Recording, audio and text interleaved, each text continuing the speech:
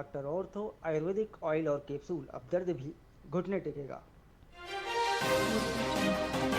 Haryana super 100 level 2 exam का schedule जारी। 2113 student होंगे शामिल। 5 अप्रैल से मिलेंगे एडमिट कार्ड। 19 से परीक्षा शुरू।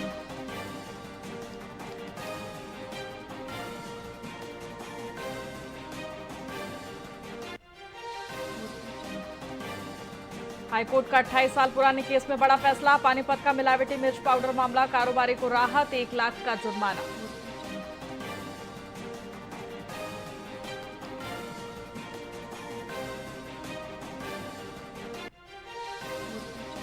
गुरुग्राम में उद्योग विहार की फैक्ट्री में भीषण आग। शीशा तोड़कर बिल्डिंग में घुसी रेस्क्यू टीम। 2 महिलाओं समेत 5 को किया बाहर।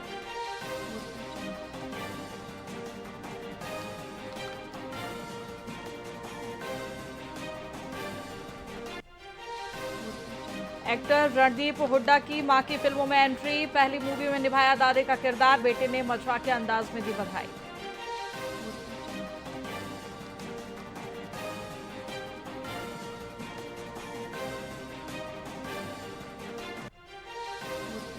करनाल में लव मैरिज के बाद विवाहिता ने लगाया फंदा। रात को दंपति में झगड़ा। दोनों ने ब्लैकलिस्ट में डाले नंबर। दरवाजा तोड़कर निकाला शव।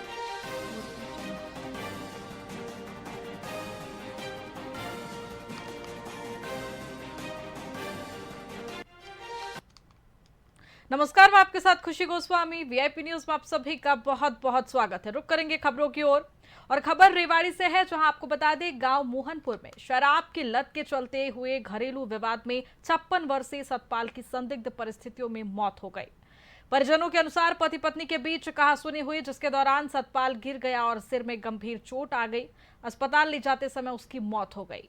थाना प्रबंधक संजय कुमार ने बताया कि मृतक शराब का आदी था और अक्सर घर में कलह होती थी। पुलिस ने शव को पोस्टमार्टम के लिए भेजकर मामले की जांच शुरू कर दी है। रिपोर्ट के बाद ही मौत के सही कारणों का खुलासा हो पाएगा। आज हमें कंट्रोल से सूचना मिली कि मोहनपुर में सतपाल है, son of Sanwal Singh, age about 56 year है भाई, इसकी डेथ हो गई है सस्पिशियस कंडीशन में। तो जब पुलिस पहुंची मौके पर, उससे पहले इसको परिजन है इसको इलाज के लिए ले जा चुके थे। अब बाद में हॉस्पिटलाइज होने से पहले इसकी डेथ हो गई थी। जब मौखिक तौर पर जांच की तो सामने आया कि शराब पीने का आदी था और हस्बैंड वाइफ की किसी बात को लेकर कहासुनी हुई होगी। तो ये एक जांच का विषय है कि भाई इसकी जो डेथ हुई है वो गिरने से लगी चोटों के कारण हुई है या इसकी पत्नी का कोई भूमिका है इसमें। तो फिलहाल इसके भाई जो शक्ति सिंह है उसने कंप्लेंट दी है। उस कंप्लेंट में भी किसी को एलेज नहीं किया, ब्लेम नहीं किया है। ऐसी कोई वस्तु हमें नहीं मिली जिसकी वजह से कि उसके सिर पर चोट मार कर उसकी हत्या की। फिलहाल तो प्रथम दृष्टया यही लग रहा है कि उसकी गिरने से वहीं जो पेड़े की जो सीढ़ी है उससे जो चोट लगी है उसके कारण उसकी डेथ हुई है। यमुनानगर के जाटोवाला गांव में पुलिस और वन विभाग ने संयुक्त छापेमारी कर खैर तस्करी के बड़े नेटवर्क का भंडाफोड़ किया है। आरोपी राकिब के घर से करीब 20 क्विंटल प्रतिबंधित खैर की लकड़ी बरामद की गई है, जिसकी कीमत लाखों में है। मौके से राकिब, इरशाद और राहिल नामक 3 सगे भाइयों को गिरफ्तार भी किया गया है। तो वहीं रेंज अधिकारी बलजीत सिंह के अनुसार ये आरोपी लंबे समय से जंगलों से लकड़ी चोरी कर तस्करी कर रहे थे। फिलहाल आरोपियों को रिमांड पर लेकर बड़े गिरोह का सुराग लगाया जा रहा है। ये थाना ससरौली एसएचओ को एक गुप्त सूचना मिली थी कि गांव जाटावाड़ा में राकिब उत्तर कुरडिया, राशिद और इरशाद ये उत्तर कुरडिया भी, इनके घर पे कोई खैर की लकड़ी रखी हुई है, छुपाई हुई है और आज ये ले जाने की फिराक में है बाजार में बेचने के लिए। तो उस आधार पर थाना ससरौली के थानाध्यक्ष के नेतृत्व में एक टीम का गठन किया गया, जिसमें वन्य प्राणी विभाग के कर्मचारी और वन विभाग के कर्मचारी शामिल थे। तो हमने वहाँ लगभग रात के 8:40 पर जब सूचना मिली, उसके बाद हम 9:50 पर उसके घर पे औचक निरीक्षण किया। तो कुछ लोग उसमें जो खैर लोड कर रहे थे वो हमें देख के, हमारी टीम को देख के, सब टीम को तो बहुत सख्त हो गए। तो उनको तीनों को तो मौके पर दबोच लिया। बाकी इसके अतिरिक्त जब घर की छानबीन की उसमें कुछ और अतिरिक्त खैर भी रखा हुआ था, जो मुलाजमान की इमदाद से वो गाड़ी में लोड करके और गाड़ी को थाना ससरौली लाया गया और तीनों जो मौके पर पकड़े गए थे उन आरोपियों को भी थाना ससरौली में ये रेवाड़ी जीआरपी ने ट्रेन यात्रियों को निशाना बनाने वाले शातिर चोरों का पर्दाफाश किया है। बीकानेर संपर्क क्रांति एक्सप्रेस में 25 फरवरी को हुई 60 लाख रुपए के जेवरात चोरी की वारदात में रमेश त्यागी और प्रिंसिपाल को गिरफ्तार किया गया। आरोपियों के कब्जे से चोरी के करीब आधे जेवरात बरामद हुए हैं। इसके अलावा चोरी किए गए जेवरात खरीदने वाले एक सुनार को भी पकड़ा गया। पुलिस आरोपियों से पूछताछ कर अन्य साथियों और चोरी की बाकी संपत्ति की जानकारी जुटा रही है।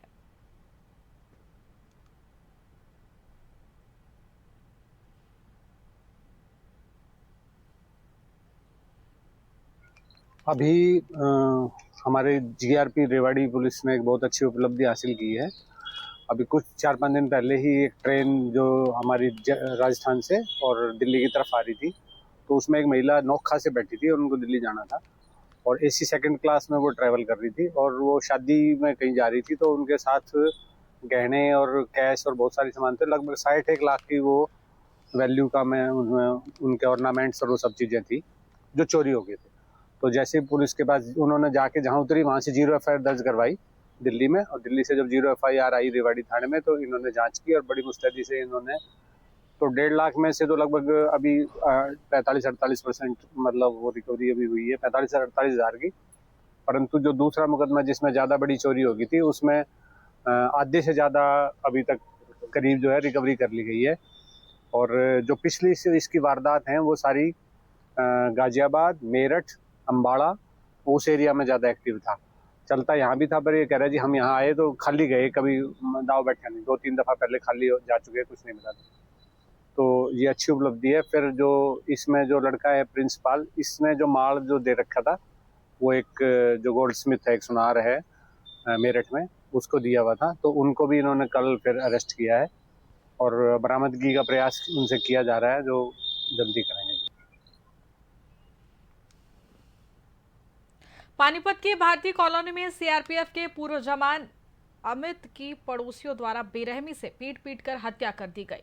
घटना का कारण बच्चों के खेलने को लेकर हुआ और मामूली विवाद बताया जा रहा है। सीसीटीवी फुटेज में आरोपियों की हिंसक मारपीट स्पष्ट दिखाई दे रही है।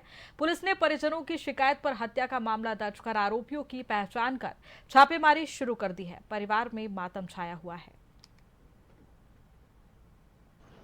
भाई साहब ऐसा है, मेरे को तो 4 बजे ये भाई आया घर पे और इन्होंने बताया चाचा जी ऐसे ऐसे बात होगी।